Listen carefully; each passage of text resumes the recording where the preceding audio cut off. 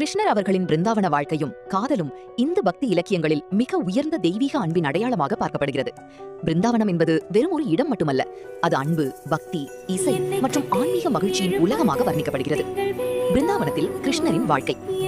யமுனை நதிக்கரையில் அமைந்த பசுமை நிறைந்த பிருந்தாவனத்தில் கிருஷ்ணர் பசுக்களை மேய்த்துக் கொண்டு நண்பர்களுடன் விளையாடி புல்லாங்குழல் வாசித்து வாழ்ந்தார். அவரின் சிரிப்பு, குறும்பு, இசை அனைத்தும் அங்கிருந்த மக்களின் மனதை கவர்ந்தன. ராதை கிருஷ்ணரின் தெய்வீக காதல். ராதை மற்றும் கிருஷ்ணரின் உறவு சாதாரண காதலாக பார்க்கப்படவில்லை. அது ஆன்மா மற்றும் இறைவன் இடையேயான தெய்வீக இணைப்பாக கருதப்படுகிறது. ராதையின் மனம் முழுவதும் கிருஷ்ணரால் நிரம்பியிருந்தது.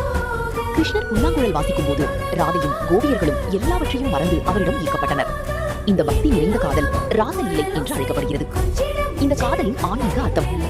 ராதா கிருஷ்ணர் காதல் ஆசையற்ற தூய அன்பை, இறைவன் மீதான முழு சரணாகதியை, பக்தியின் உச்ச நிலையை, ஆன்மா இறைவனின் தேடும் ஏக்கத்தை என்பவற்றை எடுத்துக்காட்டுகிறது.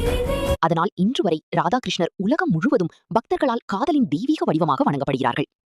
லைக் பண்ணுங்க, ஷேர் பண்ணுங்க, சப்ஸ்கிரைப் பண்ணுங்க. Thank you for watching.